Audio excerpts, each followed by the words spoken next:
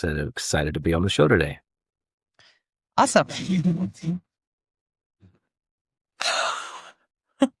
Well,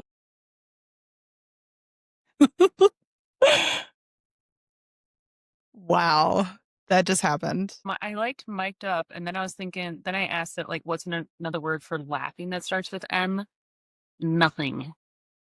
Muffin top jiggles? Like, what? What is happening? Muffled chuckles, mad giggles. Oh, Actually, mic'd I up do and kind of like, mad giggles. I actually kind of like muffled chuckles. It had like a good ring to it.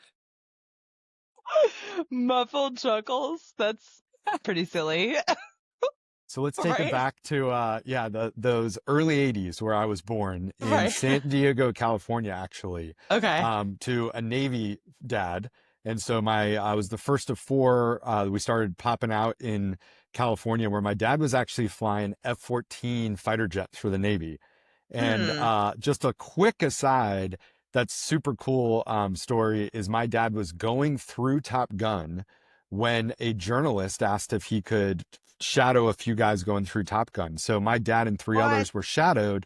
This journalist ended up writing a series of stories about my dad and these other guys going through that Aviation Magazine published under the title Top Guns. And then Paramount bought the rights to that story and wrote the No screenplay way. Top Gun off of my dad and three others going through. No And way. yeah, That is as if it cool. wasn't cool enough, my dad actually went back to Top Gun as an instructor a few years Wow. later when they were filming it. And so he actually does a lot of the flying scenes in the movie where they would hand him, the goose helmet for the day, and Yeah. he would throw it on while he was out there flying. And so that's my dad in a lot of those What? flying scenes, and it's written off of him and three others going through. So That's that really was cool. me growing up in a Navy family. We moved around every 2 years. That led up to the high school where I was actually a senior in high school at the time, living in the Washington, D.C. area, Okay. where my dad was now posted in the Pentagon. And the plane actually hit his office on September 11th, and he No narrowly way. made it out alive that day. So, I mean, it was literally the entire wing collapsed into the inferno just as he evacuated the last of the folks out of his office. And Oh and my so when he God. got home that night, he said, first of all, I didn't know if he was going to make it home, but when he finally showed up, I decided that I was going to do everything I could to learn about the history, culture, language, religion of the people that would do that and make sure it never happened again. Fast forward less than 2 years Wow. later, I was sitting in Cairo, Egypt, studying Arabic and Middle East history. And that put me on a path to graduating, joining the US intelligence community and the doing spy operations around the globe. And here I Wow. am in freight. So yeah. I know. Well, you just skipped like a whole big chunk because, like, give me all those juicy details. That's crazy. So, did you get to travel like everywhere and see like all sorts of craziness when you were doing like the spy? Was it like legit, like a spy, like the movie, or You like know, movies, or the movies, there wasn't as many car chase scenes or being okay, suspended from, airplanes or helicopters over cities. But there's a lot of what Hollywood does get right in that. In fact, I think one of the best series out there for this is The Americans. For anyone that have seen it, okay, it's Russian spies in the United States set during the yes, Cold War. And if you kind of think about that as being an American spy overseas, where you're kind of living undercover but conducting these operations at night, that's very much real what it was. But yeah, I got to travel all over the world from the Middle East to Africa to Australia to Europe and back, and it was a fantastic time. that's so cool. Yeah. So, I know that's kind of how Genlogs kind of got started. Was that you're part of the surveillance and things like that, right? Yeah, we used sensor satellites and other sources to bring an all source picture about a human target that I might have to go meet. And we had to make sure that, hey, was this human that I would want to go recruit to be a spy for the United States, basically to give us secret information? I had to know, hey, were they a double agent working for a foreign intelligence service? Mm. Were they a terrorist that might try to kill us? And unfortunately, I've had colleagues killed and injured in these double agent attacks where terrorists were luring CIA officers out, saying that they had information on Al Qaeda, in turn would then be trying to kill us. Or is this a crazy person, or is it a legitimate person? You kind of had those were the 4 potential outcomes. Right. And we had to figure that out in advance of putting a CIA officer's life on the line. So we got really good at using sensor satellites and what we were hearing from other sources to determine that.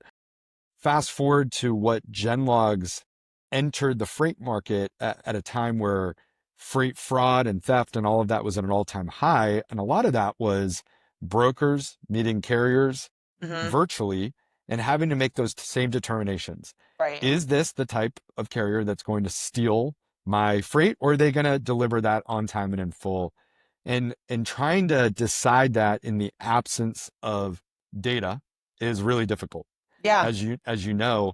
And so to me, there was just such a parallel of, oh, we used sensor satellites and other sources, basically surveillance from all different shades to determine that. Let's go ahead and apply that same methodology to freight. And so internally as a company, we like to joke, we used to track terrorists, and now we track trucks. Yeah. And that's what we're doing at Genlogs.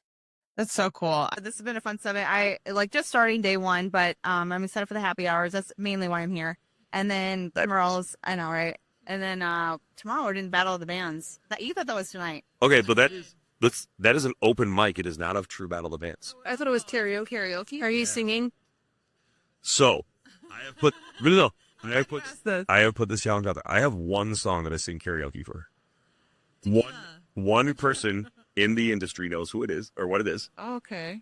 Not But me. if anyone can guess it, I will sing it. Oh my God. How many? Is it one artist or is it like a feature? It is a single artist. It has been in a soundtrack to a very popular 2010s movie.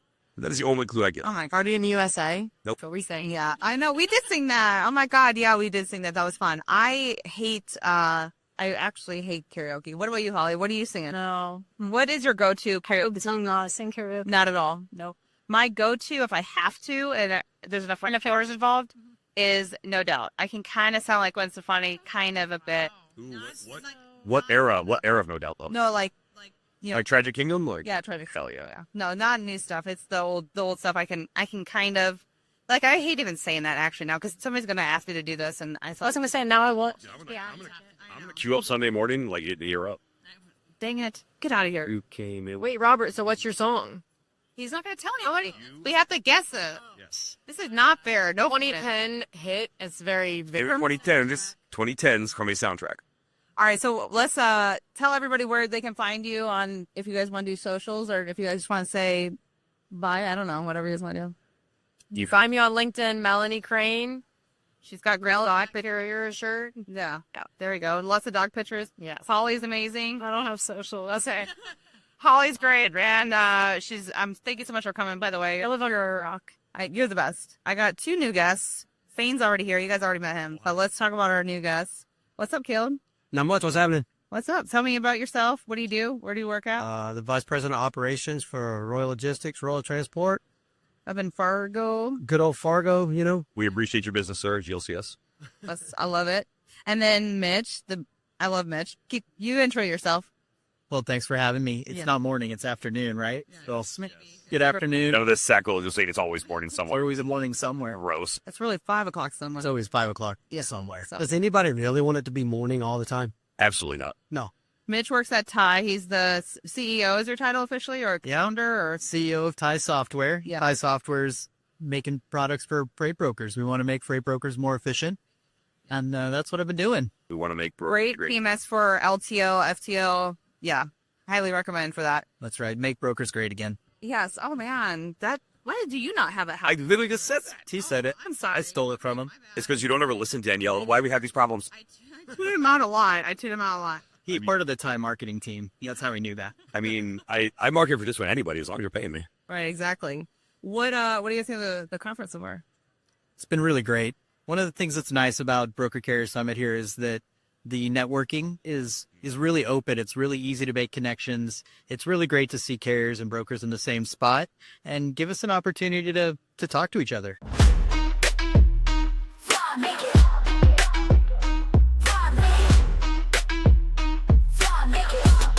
That was a peek at the old school Fraud Girl Friday intro. And now we have a new one now that we're part of the Freight Talk Media Network. So now we have one that will be coming on next. But if you enjoy Tell Me Everything and you have not caught Frog Girl Fridays, it is on every Friday at 10 a.m.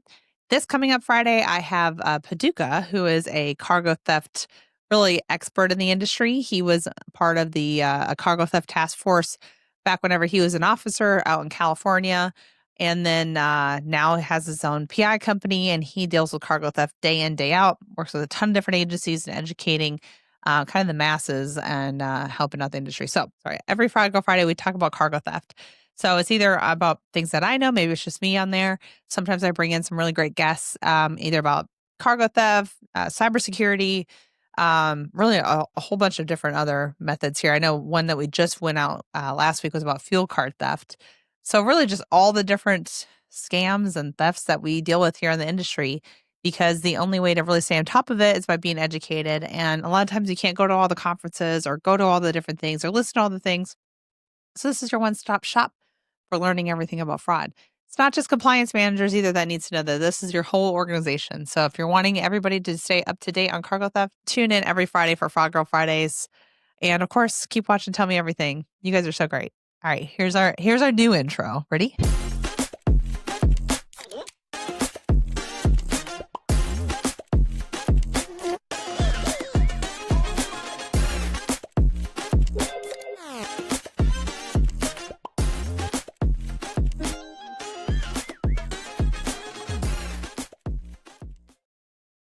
Tacos is pretty good. Okay, let's pitch our Women in Logistics trip for next year. Oh my gosh, where are We don't know. Where are we going to go?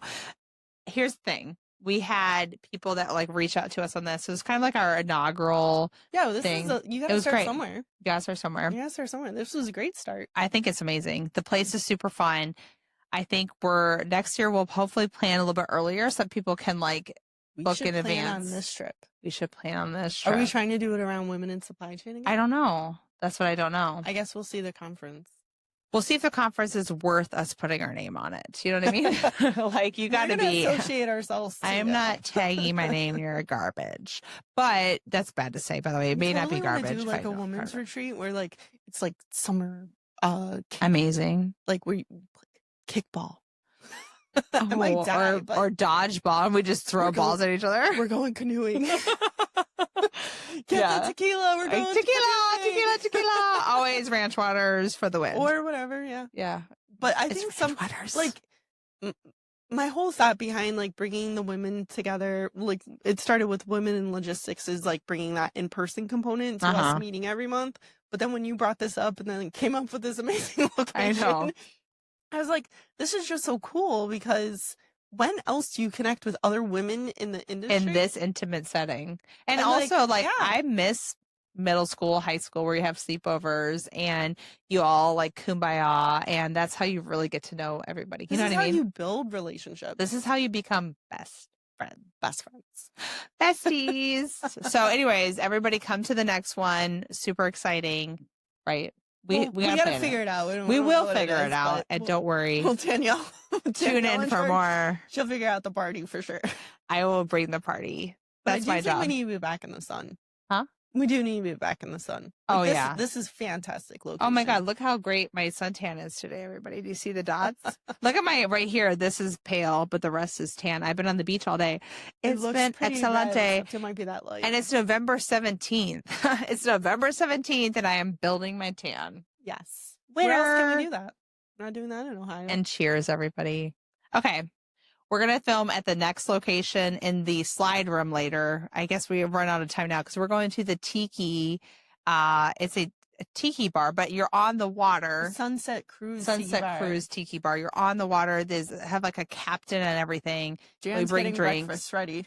And Jan's popping bottles. And here we are. Here she comes. Woo! Show us, Jan. Popping bottles. Woo! Okay, we're popping off. Pop it. Popping off, everybody. Bye. Now, being an official podcaster for 6 months, I have noticed a few funny little things that have gone on while I've been filming. One of them is that you have this like awkward moment prior to like waiting on your guests to come on. Like sometimes they're on before you and then you pop on and then they're not there and you're waiting on them and You're just sitting there waiting. And so this is like a silly little clip of me being weird, I guess, ahead of time. And then I'll show you what me and Chris Aragando talked about. But I'm gonna give you a hard time on that one, Chris.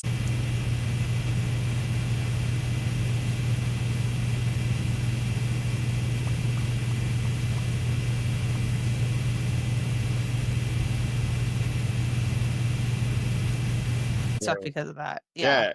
It's and dude, hold on. Let me go. I got to go down for a second. Let me Get down. hold on. Get down and dirty. Get down, get down. No.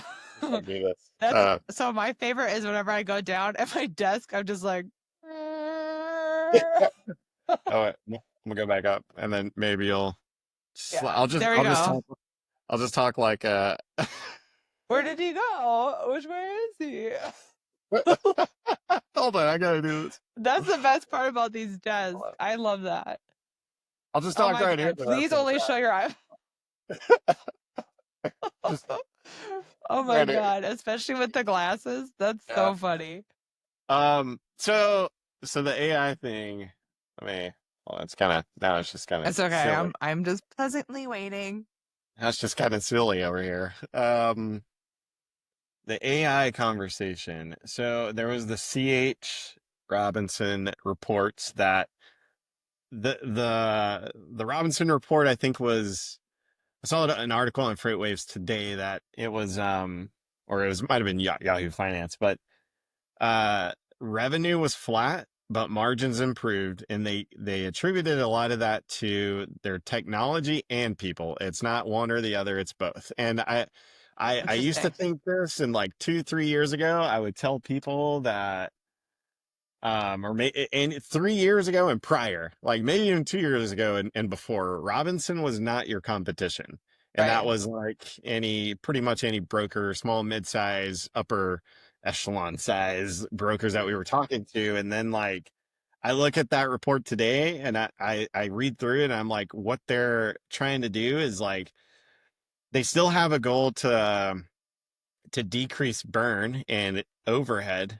So which do more with less. That's pretty much their thing that they're talking about in this article, to do more with less and continue to decrease burn but they believe that they can do it with the normal attrition rate that they've had, like employee turnover sort of thing, not by like just firing people. And so what that means, they also look at KPIs. Like, it's weird that the main KPI that a lot of people do look at is like loads per rep. And we were talking about this with Greg yesterday, that like there are other KPIs that people need to be looking at, like even margin opportunity lost. Like what is, like, how the fuck, what does that look like? And so like I'm reading these articles on Robinson and some other companies that like their problems today are the same problems that every broker is having. Now they're your competition. Like, because they are like, yes, they have tech. They probably have an unimaginable tech spend over there that is that these brokers that we work with probably won't ever have that. But like, hey, the problem that they have is margin compression and flat revenue, margin compression.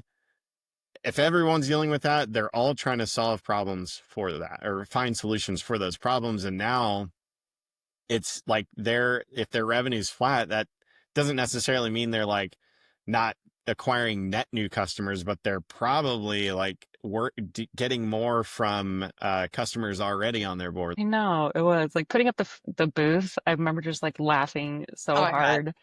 We were across from Ty and they're like, what is so funny? I don't remember what we were doing. Like something was happening, but I was standing on a chair. Well, we had like basically, okay, FYI, everybody, those conferences, they charge like, how much money is it to rent like a table? It's like stupid. Crazy. Yeah. And like a piece of carpet, which they reuse every single conference, is like hundreds of dollars. So it was a trash can. Trash can. Like a little tiny trash can. I'm like, no, let's go to Target. Yeah. I mean, where do we go? Yeah. So we needed like a podium to put all of the swag on. And they were going to charge like, I want to say it was like $500 or something insane. And we're like, we can just, and you had a rental car. They're like, let's just go to TJ Maxx or Home Goods or something like that. Yeah. And you're like, or maybe it was Target, something like that. And you're like, let's just build this. We're building. Like, rickety We're ass building all of shelf. this furniture, like IKEA mode, building furniture. And that's whenever, like, and like Ty had this enormous, like super fancy thing. And we're like, just, Whenever they're sweating we're just like profusely wood, putting we're it like up. carpenters at this point. We don't need a stinking direction. No way. I know. I Right. think I built it wrong too. It was like backwards. It But was backward, yeah. But it you know worked.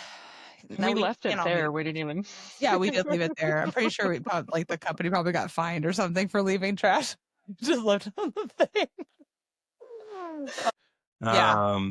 And I would, to piggyback on that, if I was starting a 3PL or a brokerage today with what's available in the marketplace, it would be done very differently. It would be everything is automated, and work with some really slick partners that, maybe you could basically, if you could identify like areas of coverage from companies like Convoy that are, you just post the load and they cover it, the tracking kicks off, they pay the carrier, it's done. You could run a really efficient 3PL using, I think DAT may have a product like that. There's some other ones out there, have these automations where your carriers are secured, the tracking starts, the documents come in, a third party pays them, and all you're doing is invoicing your customer. Right. So there's stuff like that that's out there today that wasn't around when we were doing it. You know what I mean? You didn't even have the option for it. I It know. was, you post it, you take a million phone calls, and you try to make as much money as possible. I think Yeah. those days really are gone. Yeah, I agree. And if people aren't embracing the technology that's available, I think that they'll find that they'll get moved out of the market by people that are innovative and having technology take a lot of steps out of the way that they used to. I couldn't imagine not having some really slick tools if I was running a 3PL today, of having to answer the phone, for instance. And when you post a great, the joke is always Los Angeles to Chicago, everybody wants that lane. So you're going to get 500 carriers calling you in 2 minutes. There still are organizations out there that are, trying to field those calls, or they're missing those calls. I would not want to be in that position, if I was in the trenches, as we like to say. Right. And I think there's a balance between that and then also not getting into tech debt, because I think that's Yeah. a big thing that a lot of people don't really think about. Like you sign up for a tech and you want all this automation, but then you're also like, maybe it's where you are a little bit too new, or you don't have enough business to pay for that. You're not bringing in the profit that you should be. But it's almost like having that balancing teeter-tottering act. Once I hit this level, then I should implement this and automate Right. this level, then I do that. So I think that's something that I don't think is taught enough. I don't know if you feel the same way, but like, there's not whenever I go to all these conferences and I talk to people, that part of it is not taught, where it's like, hey, I know there's all these flashy, amazing things, and you do need some automation. You do need tech immediately that will automate things, but you also can't get too nose deep into everything. I think Right. personally. Yeah, Yep. you can do that. You can do this. And so he was the one that was like always in my ear, like, yeah, you got it, you got it, you got it. And are you where do you rank in your family? Are you firstborn or? I'm firstborn daughter. I'm Yeah, like me all too. firstborn daughter energy. I know, me too. I almost was I like, have I have a couple of absolute rock star women on my team. I got 3 or 4 like rock star women on my team, and we Yeah. are all firstborn daughter They're the energy. best. Like, Yeah. we talk about it. There's just something about it. I don't know what it is, but yeah, I don't know either. I Like, know. I just handled everything. You can multitask and do all the things and handle all the, like, my younger siblings, like all their emotional stuff. I was able to just be like, "You're fine," you know. I guess that's a firstborn daughter thing. I don't know. yeah, I don't know. My mom and I are really close. She's awesome. She's still like one of my. I like call her. She's the only one that'll like listen to me call when I bitch about stuff. You know? Yeah. She's like, tell me everything. I'm like, like it was so bad. Everyone else is like, I don't want to hear this. Yeah. I think I hope that I can be that for them one day. I'm definitely not the mom who like wants. I don't know. I'm not super maternal, if that makes sense. But I hope that I'm getting a lot better as they get older, as we can have like real conversations Right. and we're talking about like real things. It gets easier. I'm a much better mom as they're getting older. So I'd like to believe that the older they get, the better I'll get. So look, I Right? think they just kind of become your friends. Like mine, and I was young when I had my kids, but like I think almost like you're like, hey, I've done all these things and I can relate to these things. Where like the younger, I'm the same way. Like I'm kind of maternal, but not really. Like I don't want to. I could never be a school teacher. I'd end up just being like, screw these kids, I gotta get out of here. I can't handle this. And even my kids would just drive me nuts. But then now that they've been older, I have such a good relationship with them. And I think that's just because I'm like, I guess I'm more of a friend than anything. And I'm like that. I try to be that mom where it's like, hey, if you mess up, it's fine. Let's figure out how we can fix it. And I'm not going to, dwell on that or whatever. And I'm sure you're the same way. Yeah, I think I do believe very deeply that they have one job right now. And their one job is school. Yeah. And so I have very high expectations on what these girls can do. Mm-hmm. I have a sibling who has a lot of learning disabilities, and neither one of my children have a single issue when it comes to school. And so if I did have a child that had learning disabilities, I would be very empathetic because I grew up with it, but they don't. Yeah. So I'm like, you're good. There's nothing wrong with you. You are perfect in every way, right? You have a silver spoon in your mouth. Your father and I can afford to do whatever we want to do, pay for the tutors, do all the things. Like, your only job is to crush school. Right. And we've made that very clear to them. So I think that they're growing up with like a really good sense of responsibility. Like they know that school is their job. We are not helicopter parents. We don't like do their homework for them, etc. Right. But they're both doing really well in school. So I hope we're doing okay. Right? Like, we could be screwing them up. I don't really know, but they seem to be okay. Later. Yeah, I know. I feel like there will definitely be therapy for something. Oh yeah. What therapy is for, I think, is TBD. I'm excited to find out. Like, what did I mess my kids up on? Yeah, because I know it's coming. But yeah, we should do this again in like 10 years. And like, what are you what did you do? As I mentioned earlier, now I'm part of the Freight Talk Media Network, and I'm so excited. That's going to be I definitely feel like the next explosion of logistics media. Have some great people coming on board with them as well. So lots of great content coming. If you do not already subscribe to that, check out their YouTube channel, Freight Talk Media Network. It's FR8 Talk Media. What I love is the logo is like kind of like that MTV style. So I want like an MTV version shirt that says Freight Talk Media. Anyways. So they created a new, or actually the only Tell Me Everything intro. Prior to that, I was doing like some weird Canva stuff, and I don't know. I'm not a marketing people. I don't know what I'm doing here. Anyways, so here's the new intro that you guys have probably seen and been used to. Tell me everything. Tell me everything. And how there's definitely some things out there I think that say that they can detect spoofing, but really the way that you guys do that is like really the only one I think out there, right? Is there other ones that are doing things similar? I don't think anybody's doing it as raw. So I guess talk a little bit about that and like how. Don't give away the keys to the castles. Yeah. Like, please, what makes please. you guys different in that or other people? So Andre can't talk because he's it's all the technical, way technical. The main thing is that you have to detect it in real time. The only time that someone could spoof a phone number is while they're calling you. And so we get to collect that data, we look at it, we analyze it, and that's how you could detect it. And then the way to then test against it is to call the person back, call that number back. And we automate that process for you. That's huge. Saving a lot of time and keeping your person on the line. Right. Which is the MCP use case. Yeah. And so what makes us different from, say, potential competition is that the way we're interconnected at the phone network, like because of my background and the relationship that I brought to the table, we interconnect at the carrier's level. So we're not at the retail level. Right. Most people using, say, providers like Twilio, right? When you use Twilio, you don't get the access to the kind of data. The raw data. Yeah. How does someone spoof a number? I'm not smart enough to know how to do that, but like, how do they do it is it from a VoIP system that you can spoof, or can you do it from a cell phone? Can you spoof a number from a cell phone? Yeah, you can. Well, so There's You want me to apps explain now. you step by step? No, no. Is the information? Maybe they're done. I on just there. want to know, like, is it something? It's an app that people spoof the number so that it looks like they're calling from a certain number. Is that? It's not really, yeah.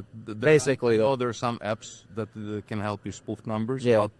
But the way I would spoof the numbers, I have a server, that connects to the voice over IP network. So what I would do is I would set it up in a way.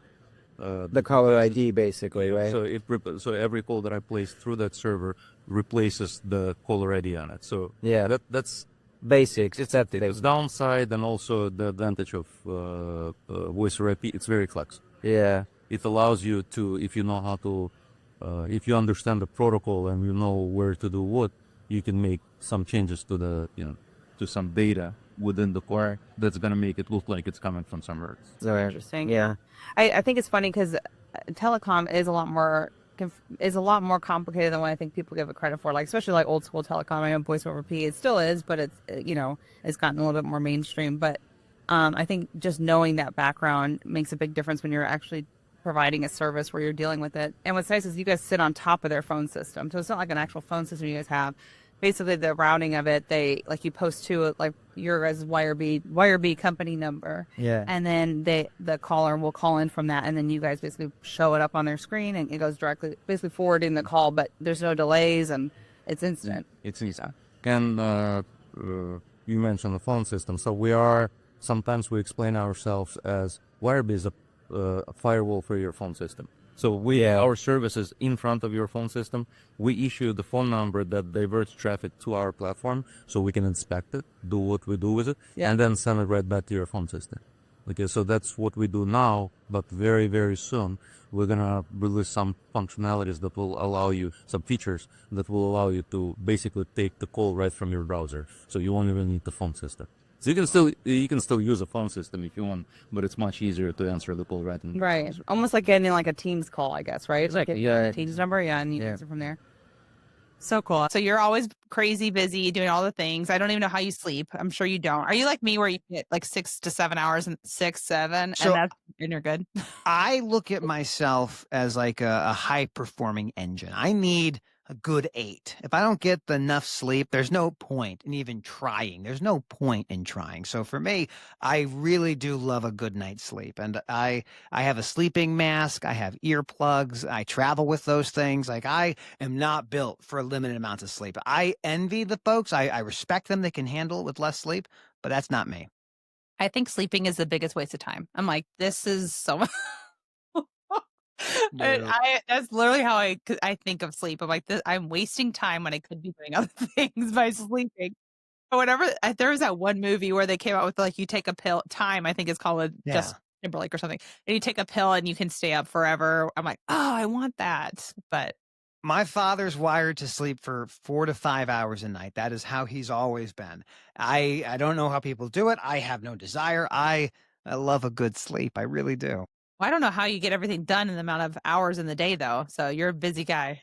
I'm productive. I look at it that way. I'm productive. I don't have to spend a ton of time to do the things I need to do, but I am productive when I am doing something, hopefully. Are you a list maker? Do you make like all your lists of your to-dos, or are you just...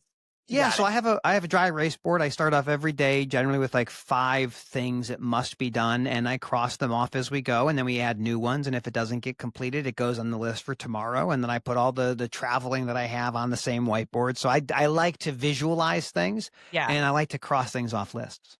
Yeah, I'm a list checker as well, but usually I lose my list midday, so I need a whiteboard. The whiteboard is awesome. It's very helpful. It's very, very helpful. Yeah, I'm gonna have to invest in one. I gotta take some tips from Matt to get my life together. I'm happy to share any wisdom that I can offer. I love it. Okay, let's get into the fun stuff because I love talking about all the logistics stuff. So what question I have for you is basically the rest of the show we can talk about this because honestly we can talk about this for hours, but broker liability. Yeah. I think there's, we kind of mentioned it already as a teaser in this already talking, but there is so many times that maybe it's like a load was stolen, cargo theft or something. And then the carriers insurance denies it because they say whatever. And so it's like how much responsibility goes on the carrier, how much goes on to the broker. Same with safety. How much is actually, I mean, as a broker, you're not sitting there with the guys. So how do you really know they did their pre-trip? English proficiency is a whole nother thing we could talk about for hours, I'm sure. But like that, so I guess if you'll give me some insight on as far as like fighting a case, and I know you've done it for like the carrier side, but fighting a case where as a broker, maybe you have like a platform that does the vetting for you. You do have certain, rules that you follow. How you're not sitting in there with the guy. So what's your take on all of that? Yeah, I would say if you talk to the leaders of big brokerages, cargo theft and fraud is something that they do think about quite a bit, but a lot of them will invest in the technologies like what you have or what others have put together, and they follow a process and they do their best to validate, is this someone who's a bad actor pretending to be something that they're not? And the number is, it's like about $35 billion is the number. TIA has come out and said this is what we're really looking at. But if you're talking to the big brokers, what keeps them up at night, makes them go, I don't know if I can handle this, is the broker liability. Yeah, whenever somebody like breaks up with somebody and they're like, yeah, I get every other weekend. I'm like, you have the best part. You're the fun time. Yeah, I have to suffer during the week. So yeah, like during the week, having to get everybody everywhere you need to go. I don't really have family around me, so it's like, or if I did have people that are like willing to help, it's like how much will they actually help without them feeling that you're burdening them? And I have a complex on that, and it's so hard. Like it takes a lot. Like the women in trucking part, I love that they created that because it's a lot. There's obviously truck drivers that are doing it too, but there's still that community of the trucking wives that they really do just as much, I feel like, as an actual truck driver. Obviously, they're totally different dynamics, but one and the other have to yin yang type thing. Successful drivers have successful, relationships. The wives and behind the scenes. I've met many truck drivers who don't have support at home, and it just causes that much more stress in their world. Likewise, female drivers out there on the road that don't have a support system at home, taking care of what needs to be taken care of at home, you just can't do it. There's no way that you could juggle having a family and being an over-the-road truck driver. Not quality of life anyway. Yeah, exactly. And how some people will give up their whole home and just live out of their truck too. That's so difficult. I don't even understand how they can do that. I'm like, I like to decorate for Christmas and all, like I couldn't even imagine having to live out of a truck. We've rode with him before. We take rides with him every once in a while. We'll get up in the truck with him and go on short runs, and sitting there in that truck for that many hours, that close together, smelling all the things, hearing all the things, doing all the things. It's good for a short time, but it works for some people. It just wouldn't work for me. Yeah, I couldn't handle my kids in a car for that. No. I can only do kids in the car for 7 hours max. Anything more, we're flying or we're not traveling there together. Sorry, I'll go with that. You guys need to grow up. That's right. Yeah, it's been quite a journey with my husband specifically, but for some reason I'm not wired to do anything halfway. I have to know it all and learn it all and find it all out. And so whenever he decided at the end of his journey of being a company driver, he wanted to run his own company. Silly girl again. Here I come. Oh, I can run the back office. It's no big deal. And I can work a full-time job and take care of the kids. It's all good. Oh my God. Quickly learned that I knew nothing. I knew nothing about trucking.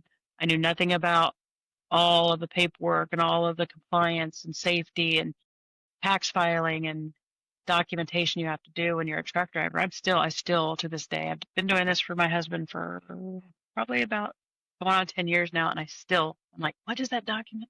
What's that? What IRP? What is that? If the IRP, all the acronyms, it's like I still have to just sit and replay what it was I did, because it's annual paperwork, either quarterly or annual, so it's not a daily job that I have. So it's still like, and things change all the time.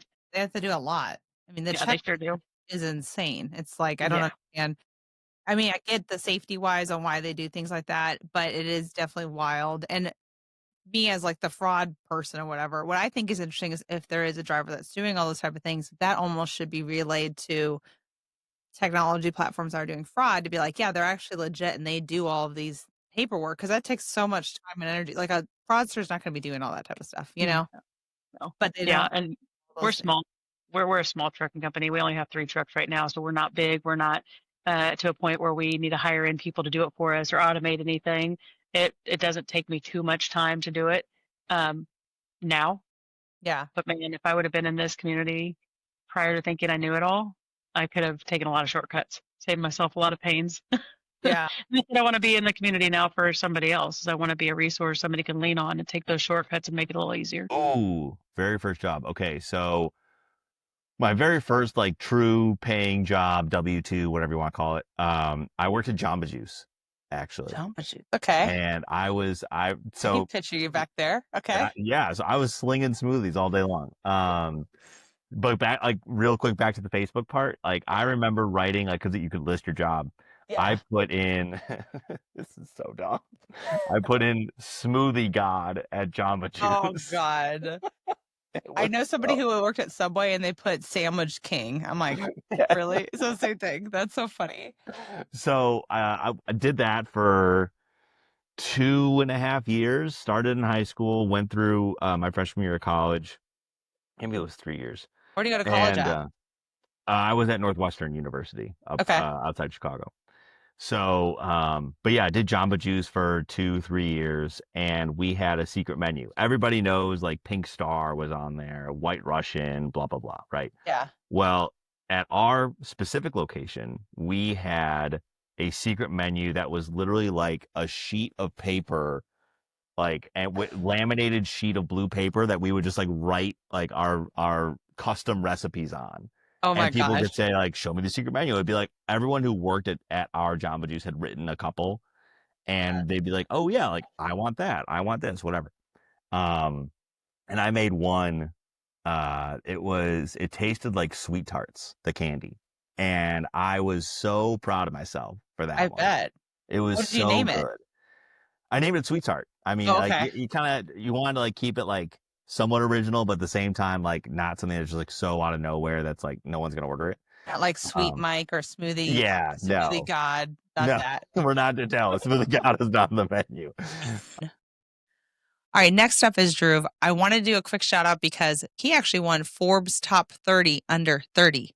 What? How do you even get that? How do you even get awarded for that? How cool is that, right? All right, here he goes. Oh, also, be sure to check out Drum Kit. They have really cool stuff. So what was your very first, like, what was your first job that you had then? Did you go straight from high school to college, or did you do something in between while you're in college, or what did you do there? Okay. These are two very different things. So my first job was when I was 8 years old. Someone paid me to do a magic show for my sister's friend's birthday party. I had Hold on, three a tricks. magic show? Yeah, oh yeah. I was the magician. So I had 3 tricks. I had a card trick where, and look, granted, like these are 4-year-olds, right? So like I had a card trick where you like bend the card slightly and then you shuffle the deck and you predict like, you know, or you like find what the card was. I had a crayon trick where I would like make a small mark on my nail when the crayons were behind my back, and then I would know exactly like what color it was, and I'd like take a quick glance and like boom. And and then I had now I remember what it was. Okay, I totally forgot. I had a rabbit in a hat trick, but it was a puppet rabbit, and it was so you had a giant real rabbit? No, and it was a really heavy plastic hat with like a flap in it that made a huge sound when you stuck your hand in. And so like it was so obvious that kids would literally look in the hat and be like, "That's the rabbit." And I was like, "No, it's not. I swear it's magic." But that was my first job. Wow. And you were yeah. 8. So you were like I was straight up 8. hustling at 8 years old. That's right. I walked away Did you with have a $20 cape? and a lot of You did? I did have Oh a my cape. God. Yeah. Please send me this you have a picture of this, obviously, Oh, I right? hope so. I Oh, will you find gotta, it. You got to send that to me. I'm We going got to to my add that parents to the today. I'll end of find the it. podcast. Put your Yeah. picture on there as an 8-year-old. That's so Oh my awesome. God. Last time I ordered 5 orders of wing thinking Oh my God. We got to tell that story really quick. inside joke. Okay, tell the story. It's so funny. We're at like this indoor golf practicing thing that I've never been to, although I've been in Atlanta for probably like 5 years. And I asked the waitress, like, "Hey, can how many wings does the buffalo wings come with? I was like 5. Okay, can you get me 5 with buffalo and 5 with barbecue? And I understood that it was gonna be 10 wings, and then the lady comes in with 5 plates of 10 wings each, one out of each one. I was like, well, let's try it. Let's eat this all together. Of course, when Yeah, I so looked, you ended up with like, you ended up with what, 50 wings?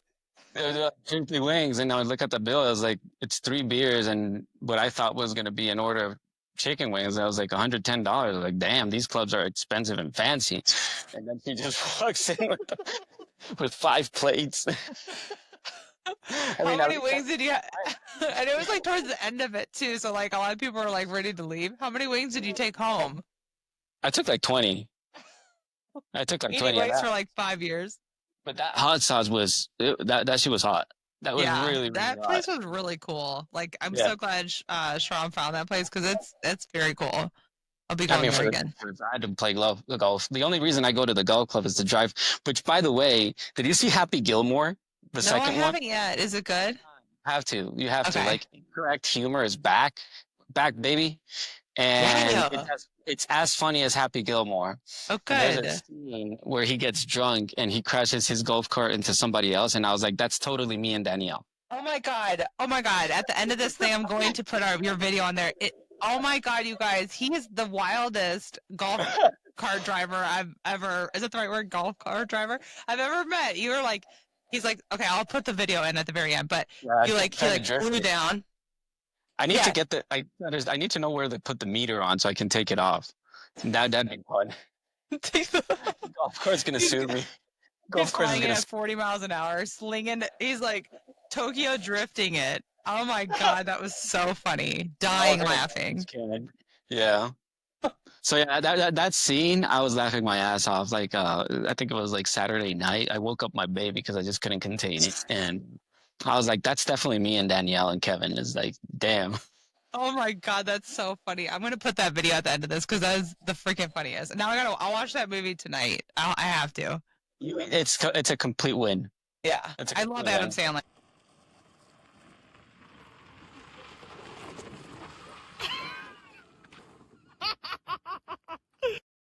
When you're moving, let's take an example from Guadalajara to Chicago. You want to move that door to door, meaning it stays on the same trailer all the way through. It does not get transloaded at the border. I know I gave that example with that one account where we did transload it, but most freight does not get transloaded. And so as a freight broker, you hire a trucking company based in Laredo, Texas, in the United States. They have a DOT number, they have an MC number, they have cargo insurance, general auto, and all that stuff. And you go, I need you guys to haul this load for me from Guadalajara to Chicago. They go and subcontract the Mexico portion from Guadalajara to Nuevo Laredo. And that's a Mexican trucking company that they're hiring to take it from Guadalajara to Nuevo Laredo. Now, as a freight broker, you're sending one rate confirmation to one carrier from Guadalajara to Chicago. They take a chunk of that and pay the Mexican carrier. They take a small amount and pay the transfer carrier, and then they pay their driver on the U.S. side to go from Laredo to Chicago or from Nuevo Laredo to Chicago if it's a B1 driver. Now, there is no cargo insurance required in Mexico by law. So what that means is that in the United States, like in order to haul freight as a trucking company and as a freight broker, you have to have cargo insurance. Otherwise you can't do it. Like you just can't. The FMCSA doesn't permit it. In Mexico, those requirements don't exist. And so you have to, first of all, by default, it lands on the liability lands on the onus of the manufacturer, the beneficial cargo owner of the goods. They're responsible for the freight. If it is, if they want, they can try to get you to sign a contract, which happens sometimes where it says that you're liable for. And I've experienced this before where we've had to pay for freight that, not here, obviously, Cargado, but like in previous roles, where freight got stolen and we had to reimburse for it. Otherwise, we would have lost the customer. And so it's like but I also had an instance where a customer tried to sue for like $1.6 million, but something happened in Mexico and they lost. So like you don't really have the liability. And I always tell people if usually the shipper has liability coverage already in place, like they have insurance for their goods wherever they are. But if they want the added layer, either you refer them to a Reliance Partners that has borderless coverage, or which is Mexico cargo insurance program that they offer, or a broker can buy it, or a carrier can buy it for that customer. But it's not, it doesn't go on your normal cargo policy like a domestic claim would. So do you think that some of why we do what we now is because the vid, sorry, that's my term if you don't know what I'm talking about, that was for COVID, I'm a YouTuber, was because we never seen that before. And there was a whole bunch of new problems that were like, I have no idea how to handle this. What is going on? All my stuff's at the port. It's costing me $17 to move something that I quoted my customer 30 days ago for $4. And now it's costing do you think that we basically had to come out and find new ways to solve problems and seek what we thought was so consistent in our business that became inconsistent that we didn't know how to handle? Because I think that was a lot of it. You agree with that? Or? No, I do agree with that. I think it was a lot of exception handling that we never had to deal with before. And so everybody kind of became a newbie at that same time because we've never done anything like that. So I think a lot of us were able to come together and be like, this is totally different territory. But I think for a minute there, 2020, 2021, really a lot of 2022, everything was like, as a broker, I was like, I'm posting to my email. I'm not answering any phone calls if any calls come in. I still know some brokers that are still like that, like take that element completely out of it. And then all of a sudden fraud became such a problem. 2022 really is kind of when everything really took off. Yeah. And I think that was because we took the human element out of it. And so we had to be like, oh, let's revert back to when we didn't have this, put the human back in it. And so I think that kind of helped as well, like on the fraud ways, things kind of brought us together. Like you said, different things like on, I quoted this is a totally different new territory. I don't know what I'm doing. Nobody knew what they were doing. I think that brought everybody together too. So yeah, that's a good point. Great. I was a newbie. I became a newbie again. Right. Newbie. Yeah, but you're right. And I think that's a good way of putting it. It's like we're all newbies now. Why? Because none of us have any idea what we're doing anymore. But it again, that's what we do in logistics. Chaos happens. We try to bring calm to the chaos. But it was tough. And I think you're right. And I think that's where a lot of people started to reach out and say, where they didn't need help before, because it was so, you had that they're like, I need help. I don't know what to do. I can't find a truck. Like, what is going on? This used to pay great money. And people are like, yeah, not a chance. What do you mean not a chance? And I think that was where, even me with overdimensional freight, I don't post loads. I didn't have a load board. I just got a load board when I switched to the agency. And it was funny because I'm like, hey, what's this DAT thing? And they're like, what do you mean? I'm like, I don't post loads. I've been in this so long that my carriers, I just text them. Hey, I got a load. Where you at? Right. So just recently I've had to post a load, and I posted a load, and my phone, it won't stop ringing. Why is this thing ringing so much? What is going on here? What is happening? Am I having a stroke? What is happening? And it was just the fact that for me, it was to see loads phone explode just by posting a load that I felt was, a legitimate rate that they all thought was the best rate in the world. But that's what I get. Like, I get in a lot of trouble sometimes because sometimes I say, hey, you as a carrier, you want to be on a broker's short list, right? You want to get off what I call the minimum wage job opportunity board, which is the DAT board, right? That's your first, that might be, you get on that, you use that to establish yourself, bring value to your broker, make it where they want to use you every time. And then next thing you know, you're not using that load board as a driver. I'm calling you direct. And that's a good thing, right? Brokers should be looking for carriers that they don't have to post, right? That they can just be like, hey, you know my customer, you do a great job, you make my customer, you know where to park, you know where to load, my guy, like that makes everything go faster with my customer. Where are you at? And that's kind of how I run my brokerage. I think especially in this group, we've had a lot of like different types of careers in logistics. And so it's been interesting to learn how they sell or how they market or how they have overcame objections or how they've been able to grow their brand or whatever. It takes stuff like this to do that. Yeah, I think it's really important to have a different variety of people, to have that diversity. Mm-hmm. So then you just get a lot of different perspectives and you can learn so much from other people. So I think it's very important to hear what others have to say. It's all just learning about the experience. Right. And if you can, my big thing is just like making sure other women like don't make the same mistakes that other women have made, or learning or being better. Yeah. Like we want to help women to be the best version of themselves and just keep stepping up, keep leveling up, because you can always you can always do better, Yeah. be better. We will be the next president. We will have a woman president, so we can get all the way to the top.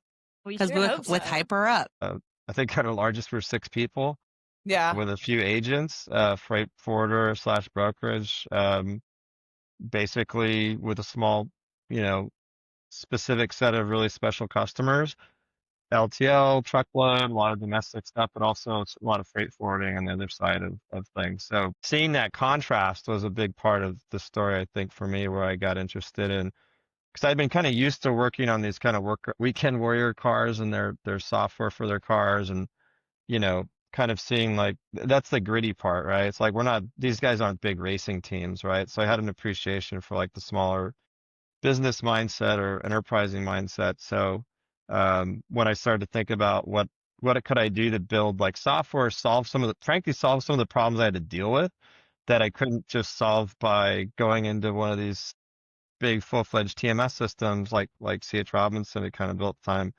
That kind of was a big part of the inspiration for what would later become HallPay too. Yeah. No, I think you're right. So like the grit of being in such a small broker, like you do so many different roles, you wear so many different hats, you're not in just one spot. And so you do see a lot of inefficiencies where you're like, this could be better like this, or because I'm in the trenches and dealing with this, I handle my workflow a little bit differently, where I know I need to be a little bit more stringent on this. And like, the fraud, for instance, like, we can jump into that here in a little bit, but that, for instance, to me, it's like you have one bad situation in a small company, like that can take out your customer, like take out your business. Like it's so impactful. 100%. People that are in these large businesses, you don't understand how much it affects you. So that's interesting. So the inefficiencies, I guess, that you saw, and like how you were like, okay, we need this next step in software. What were you mainly seeing on the front lines and in the trenches that brought you to the first part? You said Comfreight. Was that Comfreight? Yeah, that was the first company I started with. The first focus was more on like freight matching and bidding, really. So like that was one of the first problems. I was like, I kind of want to solve this for myself. Was I could post a load out to the Robinson network of like, I think the head count was even bigger. It's close to the same. It kind of receded a little bit. It was there's like 12,000 people in the company at that point. I can't remember how many branches in every major city. So it's like, hey, I need to cover a load. Okay, well, okay, I covered the load. That's it. I'll share a little bit of revenue with that other branch, but all right, we're done for the day. So, and then moving over to a much smaller kind of freight brokerage startup, if you want to call it that. Obviously we didn't have that, right? So it was a little bit of shock. I had to figure out how many load boards can I stack? How fast can I post to these load boards? Which ones are better at certain times of day? Then I got to negotiate the rate. So it's just a whole process that was a lot more involved. That was time consuming and expensive, that I thought, all right, well, this just seems like an obvious area. And then just discovering like what the rate's going to be, the price discovery part of that process. So as now we have all kinds of cool stuff, other platforms that do this really well in the market, that help with this stuff. But back then there really was just like, there's like get loaded load board. I'm probably dating myself. Like DAT was kind of okay, but it wasn't like I think DAT bought get loaded. So they kind of like, I think truck stop was still there, but again, it was even more flatbed back then. So it was just like cobbling together all these different little apps and websites to try to get like a load booked was really painful. And then who are you actually booking the freight with? How do you verify that they're actually who they say they are, who they say they are? I think at that point in time, there was no way to validate that we were actually paying a legit carrier. It was just like, send me.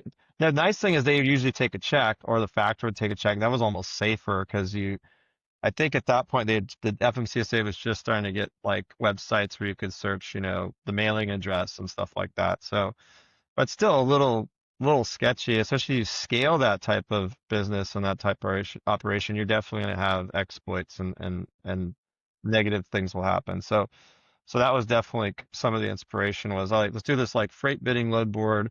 and kind of start with that because that was the problem that I was having in a lot of other smaller brokerages. And I had other friends who went off to smaller companies too that were kind of dealing with the same challenges. Do you use that kind of like your strategy whenever you started Heartland, or did that you just kind of flow into that? Well, I knew that we had to focus on portfolio diversification because, I mean, just sheer dry van brokerages, there's a dime a dozen. And again, I'm not for once saying that people don't have their niches with the clients that they work with, but we looked at it holistically, saying we want to be with van customers and flatbed. And even within those segments, what are the niche type moves that we can come in and service those accounts? And, I've always operated under the, pretense that you really got to focus on 3 pillars for success for brokerage. And that's number one is sales, right? If you're not onboarding and bringing in new clients, it makes it very difficult to grow a business. Number 2 is pricing, right? You can have all this business coming in, but if you can't price it well, I think that's half the battle, right? If you're losing out to the competition from a price perspective. And then number 3, and lastly, and probably the most important, would be operations. So whether that's executing on the freight from an operational standpoint, such as setting appointments, building shipments, coordinating those loads, having good communication back to the customer, and then as well what your capacity strategy is. And I kind of lump those 2 together. So those are the 3 points that we really hammer home and focus on, making sure that we're doing all things well. I think we're in a really good spot right now, sales wise. Our pricing's getting better and better, and our operations team is excellent. So Yeah. if we can get the pricing, I think that's the recipe for hyper growth. Yeah. Well, it sounds like you guys are killing it already. So you had very young kids going on your own brokerage, like that's crazy. So I think the scariest part for a lot of people is taking the financial risk that entails. Were you saving up for this for a long time? Did you cash out things, or how did you even get to that point? Because I think that's step 1 is like, and you had 4 little kids. Like that's a big risk. Yeah. So I had a mentor that kind of helped me. He had started 2 logistics companies and sold them. So he seemed like somebody very worthwhile of getting to know. And how did he do that? And what does that process look like? So he told me when he got his first company started, he took out $32,000 worth of credit card debt. And that's how he got his business started. And I wasn't about to go down that road, but no, we've had 401ks. We had them saved up. So yeah, I don't recommend this, but at the time it worked out well for us. Like we just took out a loan against our 401k. But yeah, again, I think there's something to be said about individuals who go and raise a bunch of money because it's not their money. They don't spend it the same way. For us, it's our money. And we're burning the ship, so we need to make this happen, because if it doesn't, it's not to say that we couldn't go get jobs elsewhere, but we were really wanting to do this ourselves. So, when I was growing up, we were always geared towards be a teacher or be a nurse or, be a secretary or even a bookkeeper, but never the CPA, never the high school principal, never an administrator, never a doctor. It was always a support staff of somebody with more credentials that could go even further. And I'm 46, I'm Gen X, the generations that are here now, the door is blown wide open for them. They can't even fathom what it means to have a mom say, hey, slow your roll, or why don't you just go to, get an AA in nursing, you could just be a CPA or a CNA. So they have no concept of the limitations that are put on them. But our generation had to break through that. But at the same time, there was never a point where I thought that I had any kind of a glass ceiling. Yeah. So when I come into this industry and, we are surrounded by men, I'm not just thinking that it's, a small fish in a shark tank or anything like that. I'm seeing it for what it is. This is not a male dominated industry. This is a male prioritized industry. This is a male upheld industry, and this is a male supported industry. But so many brilliant minds behind what happens belong to women. And you see it, I see it even on social media when I'm doing something 6 months ago or a year ago, and now a man is doing it. Or a man is like using my content to make themselves look good. It's like, oh, you need a woman behind you in order to. And not even just brokers, not even coaches or salespeople or anything like that. Even the women that are home Yeah. With, with the truck drivers out on the road, keeping the house going, raising the kids, It's a lot of work. It's all a lot of work. They would not be able to do the things that they do without the support of the women behind them. And organizationally and community minded, that usually falls on women. Right. So if you are, my mindset and my motto is, you can't compete with me because I want everybody to win. And while they're going back and forth and they're like fighting at each other's heels, women are surpassing them because they are moving forward with their ideas, because we don't have the support and we don't have the priority and we are not being upheld. So we have to do that for ourselves. And that makes us dangerous. And that makes us a force to be reckoned with. And they're not paying attention. They better start, because I'm going to take it all. Right, I know. I think that's an interesting point though. So every brokerage that I've ever worked at, whenever I was a broker, was if it was a male owner, there was either his wife was actually running the whole show, or it was, or like they switched. My second job, they switched to where it was a woman owner because they want to have that minority, status or whatever. But the point I guess I'm making is I feel like most men out there can take their business X far, but being like innovative and kind of like you said, growing a community and getting things to go much further, that does take that multitasking mind. It takes the support and nurture and kind of the things that women are great at. And I don't like to put women in a box or men in a box, like I think I can do everything a guy can do, they can do what I can do, that whole thing. But I definitely feel like it is a different priority, I guess, for women where hey, I can see you doing this and I'll support you doing that. But what if you tried this, this, and this? Because you're kind of like an outsider looking in a way. And I think that's really why so many women are doing surpassing men in so many industries, not just logistics. If you have not noticed, I have been pitching this girls trip. So in 2026, we are going to be doing another Women of Logistics girls trip. Very excited. Me and Jenny we'll be coming out with that eventually here soon. But if you are a woman in logistics, highly suggest you be a part of this. The whole point of it is just to become best friends. So let's do sleepovers, let's braid our hair, let's do all the fun stuff that we did back in the day and really get to know people outside of just sales pitches and outside of work and all that stuff. Like this, just basically take vacation days, come hang out. Let's have so much fun and do all the girly things. And be part of Women in Logistics. And like I said, let's become best friends. I'm ready to be best friends with all you guys. Okay, be on the lookout for that. Either follow me or Jenny, and we'll be coming out with the 2026 locations and how to sign up and all that jazz. We're at Barbie's Dream House, basically, or the Women of Logistics Girls Trip 2025. Thanks so much for coming. Thank you for inviting me. How fun is this, Blast. Oh my gosh. So far we have, which this is the last day, we're actually about to check out. But day one, we went to the beach, which was super great in middle of November, tanning, which was amazing. And then, let's see, that was first day. We came back here, which was so fun, and then had a fire pit. Second day, everybody was kind of working, kind of doing their own things during the day. You guys were at Starbucks for 100 hours, working from Starbucks. And then last night we went on the Tiki Cruise bar thing. That was so fun. That was so much fun. Oh my I gosh. enjoyed that so much. Yeah. Dolphins were all around us and boozing and clubbing basically because we got to have our own music and DJ it out. It was fun. And the microphone. Jenny was singing in there and it was great. Our little boat captain was super fun. Yeah. Yeah. He was a good time. Yeah. So tell all about yourself. Introduce yourself and yeah. I'm Jamie Cannon. I'm with Reliance Partners. I work in logistics insurance space. Been doing that for 10 years now. Really enjoy it. I'm on several committees with Danielle. One of the committees is the TIA Fraud Task Force Committee.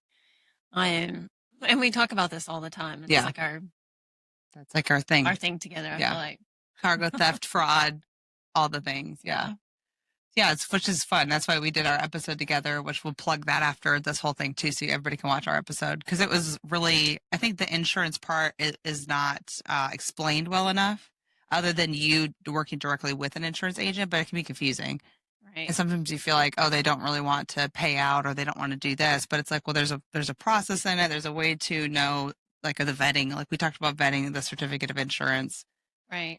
So it's a complicated world with insurance. It really is. And there's so much that is involved in the process of, you have your insurance agent, your insurance carrier, insurance markets, Yeah.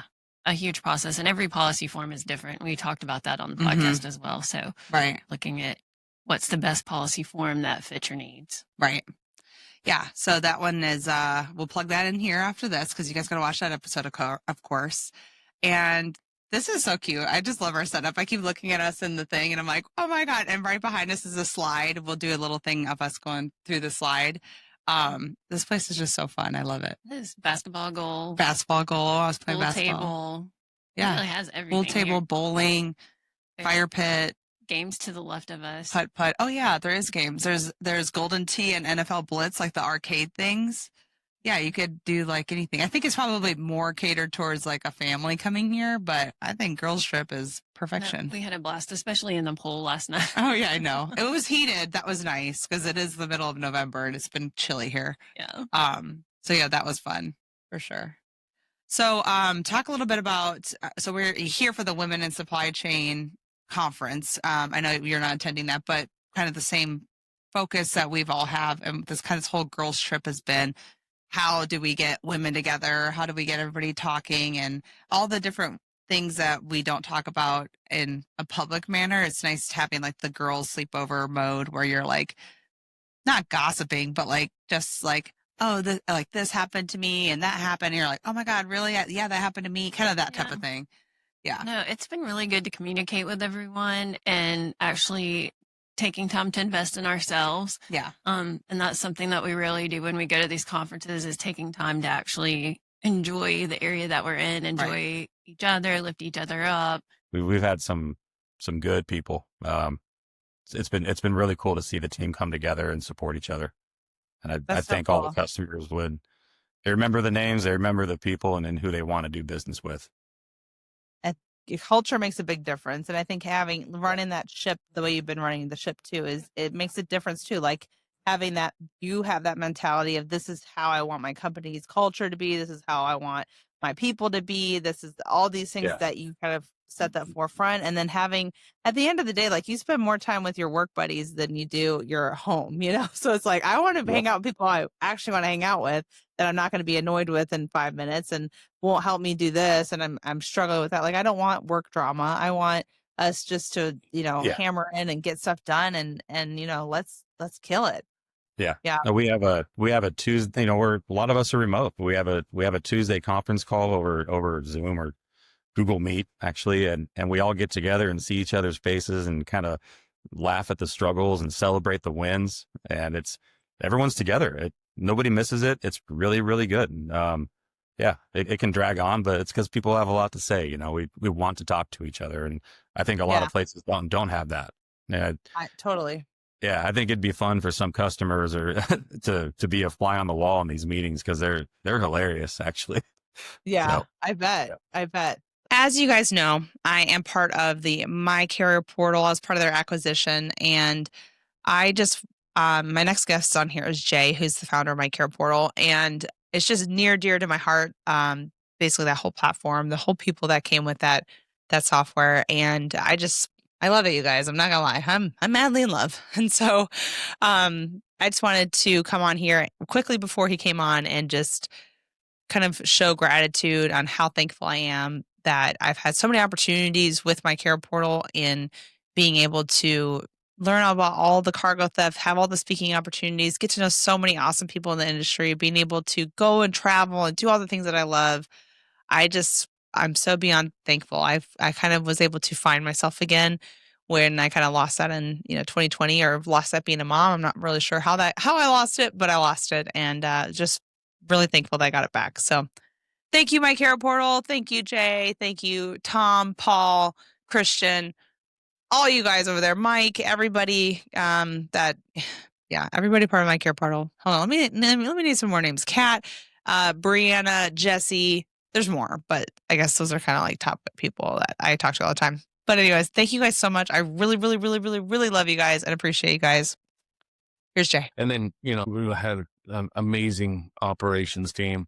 Most of them would just work their ass off. They believed in the product. I love that they believed in me, especially when I first started the business.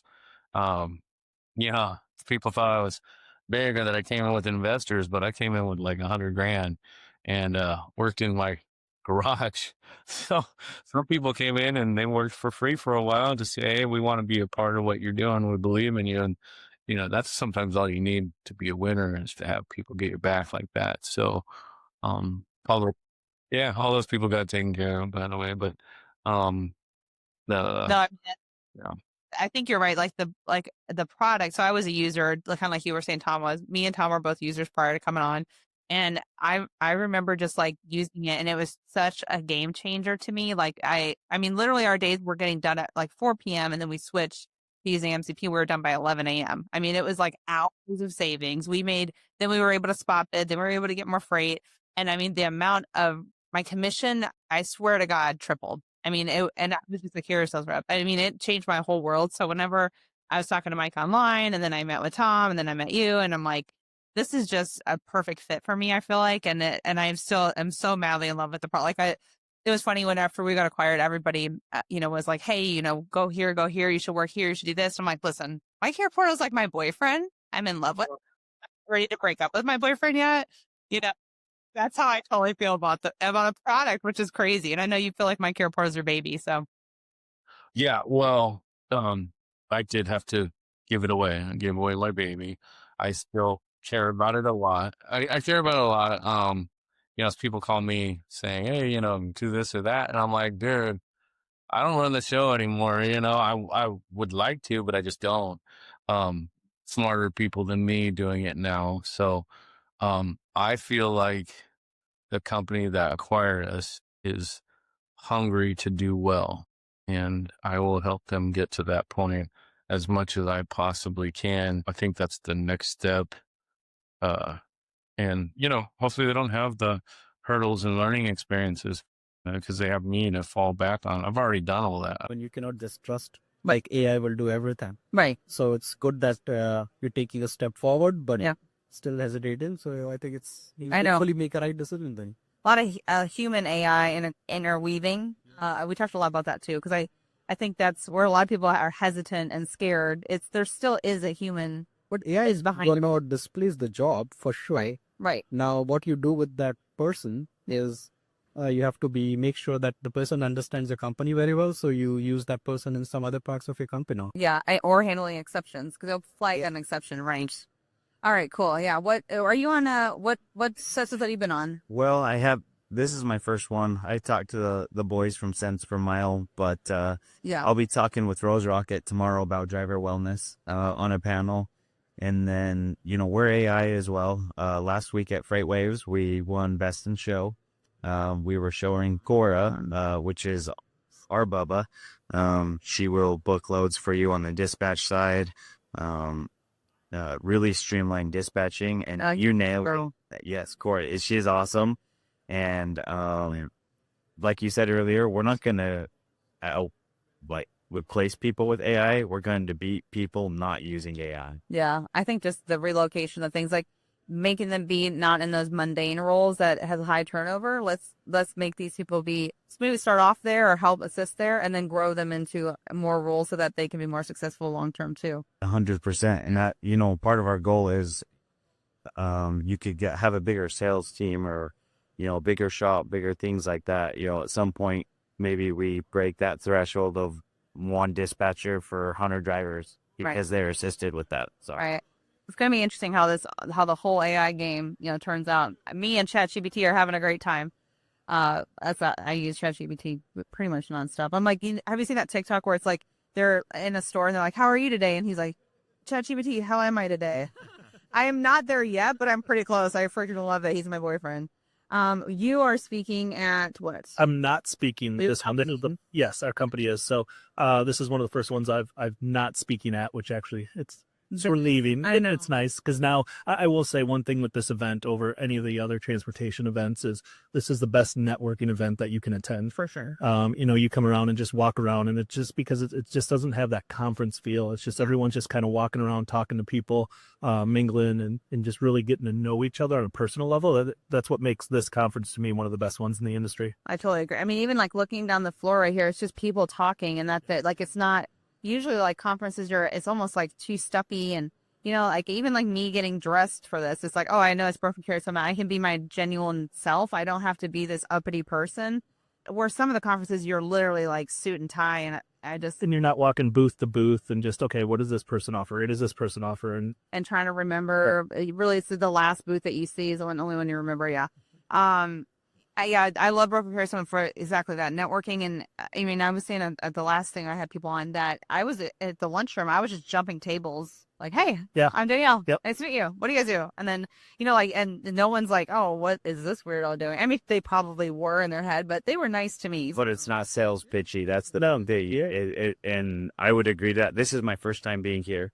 And, I've been to a lot of conferences, and I don't want to say that there's no structure, but there's it feels more like at your leisure. Go to A sessions, go to that one. You don't have to feel like you have to go to all of them. Pick the ones you want to, and then there's always people to network with. And I've just had a fantastic morning, just sharing stories and getting new friends. Really, that's why I'm here, is for friends. Like, I know my company wants me to have ROI and meet salespeople, but I'm like, at the end of the day, I'd rather it be where I'm meeting somebody and becoming good friends, and then they're like, oh yeah, what do you do again? And then we have that conversation. Sounds like community engagement to me. That sounds like I need a new role. My title now is, what is it again? Vice President of Community and Engagement. Yeah. Let's double that. I want that. Yeah, we'll coin it. Yeah. Yes. I've been pushing for a new title of CPO, Chief Party Officer, but though they haven't given me the full go on it yet. Oh my! I'll just have to make my own business card. That really should be your title. That's a great title for you. If you guys don't hang out with Ryan, he is so fun. We were at a restaurant last night hanging out, and he has just a big group, and everybody's so fun. And yeah, Ryan just always knows where all the people are.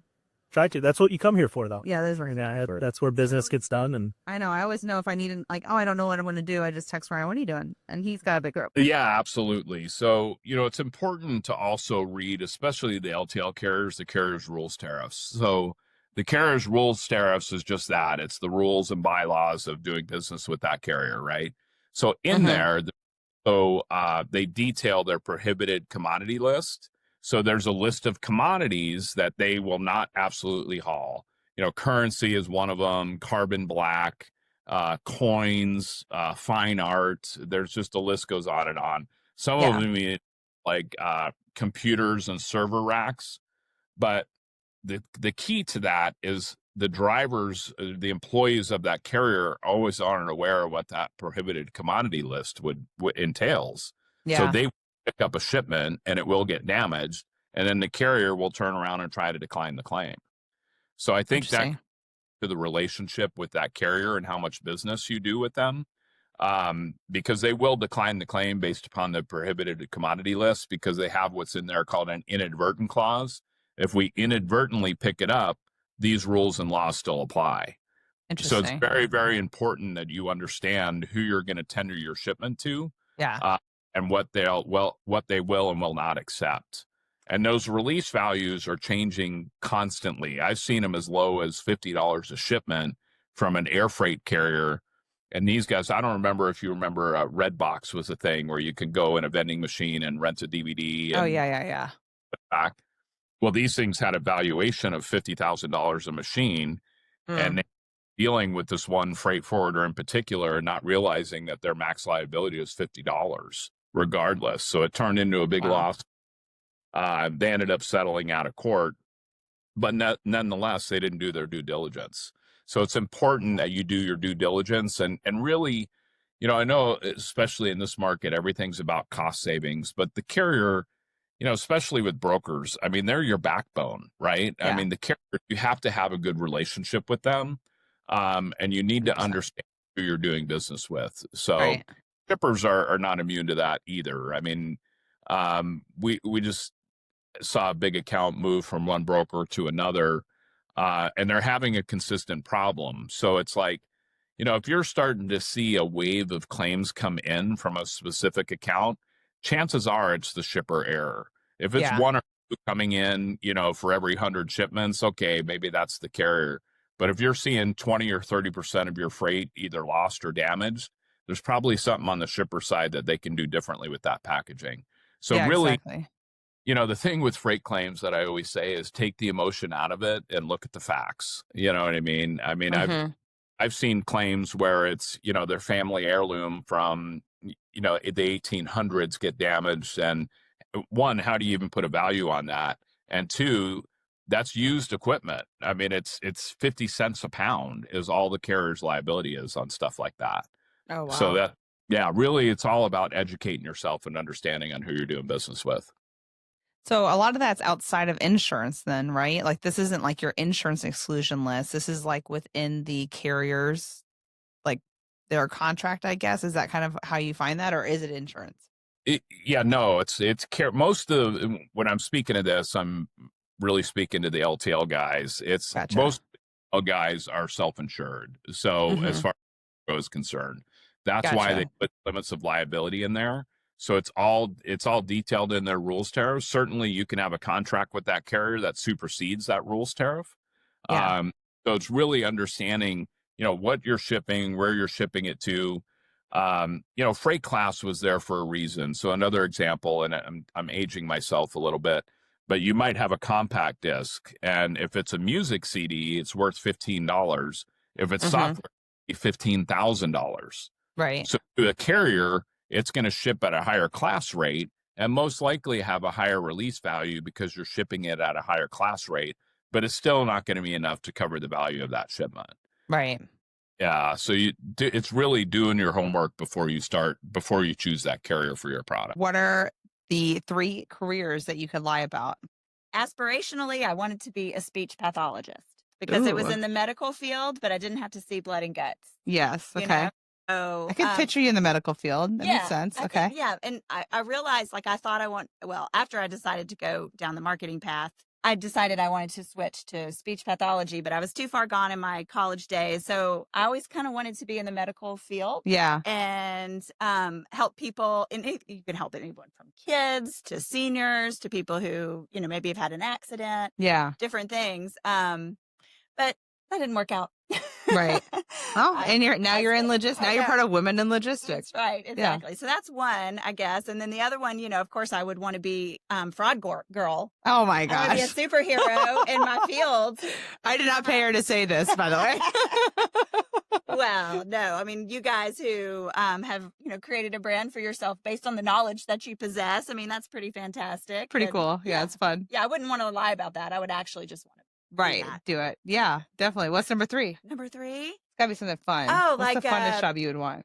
Oh, like a professional skateboarder or something. Okay. I could ride the half pipes and do all the tricks. That'd be super Yeah. fun. Maybe make the Olympic team. I don't know. Oh my God. Yeah. The next Tony Hawk over here. Tonita Hawk.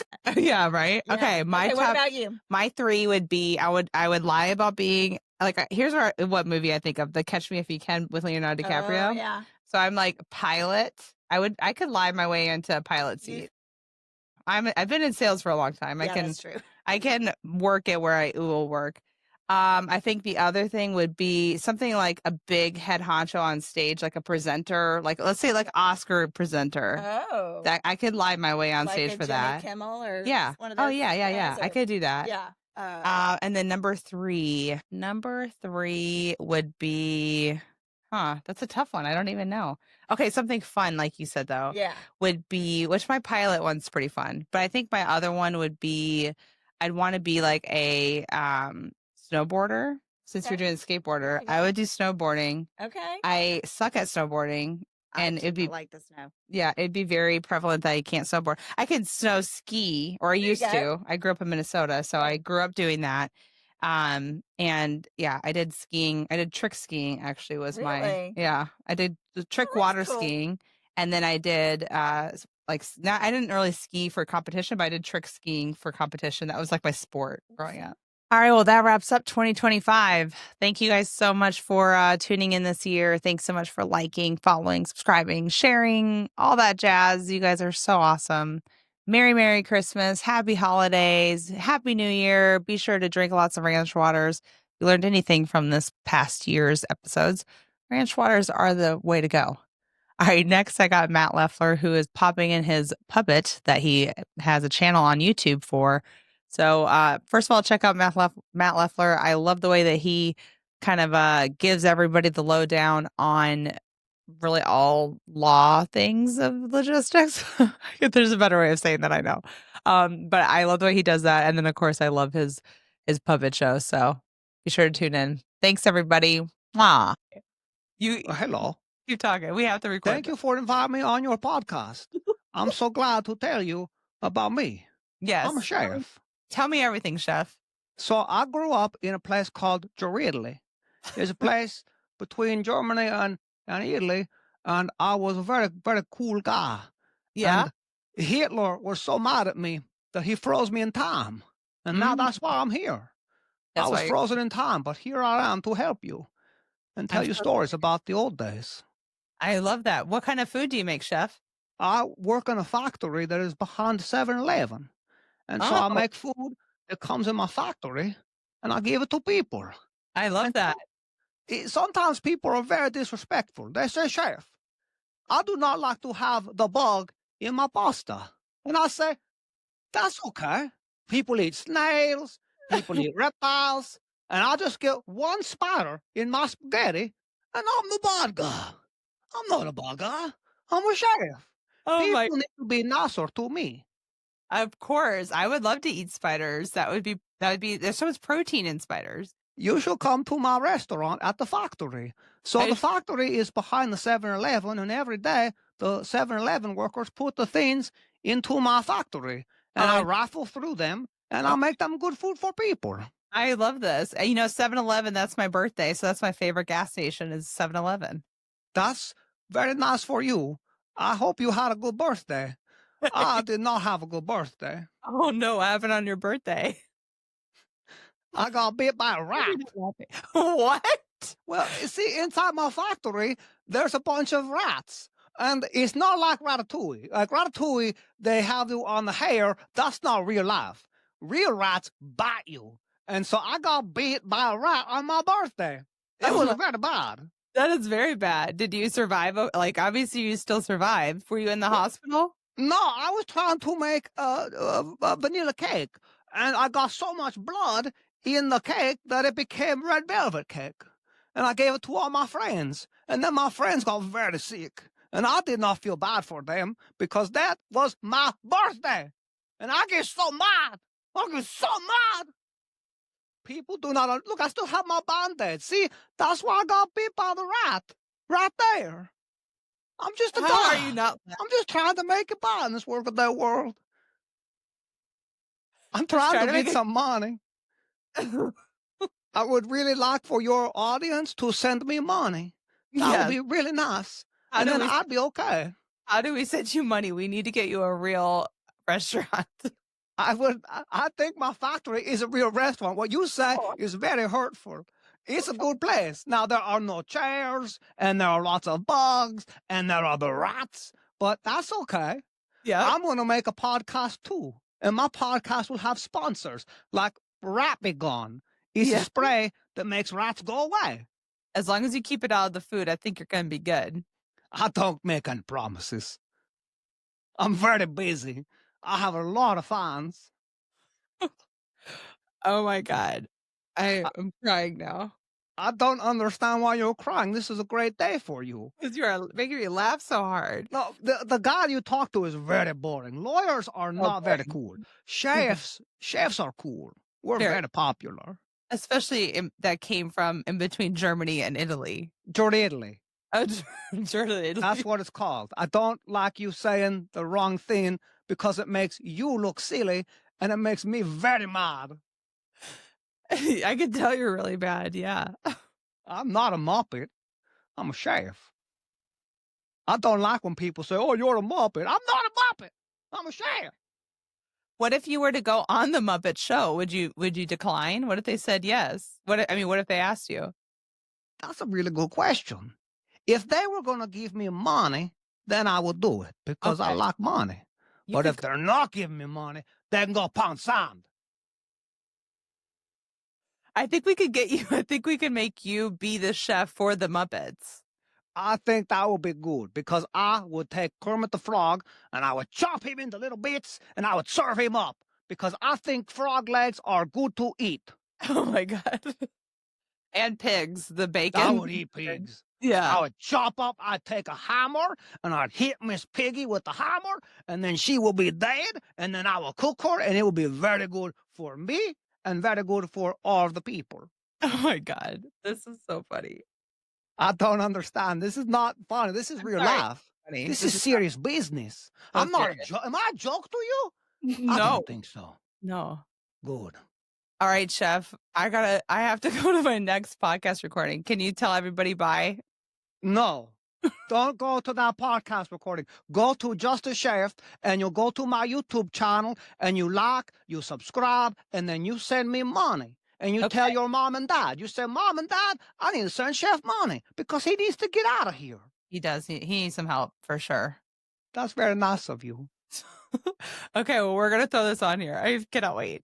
I'm so happy for me. Hooray for Chef. Hooray for Chef. Thanks for coming on my show, Jeff. You're the best. Or Chef, you're the best. I want to go viral and I feel very sick. That rat bite is infected.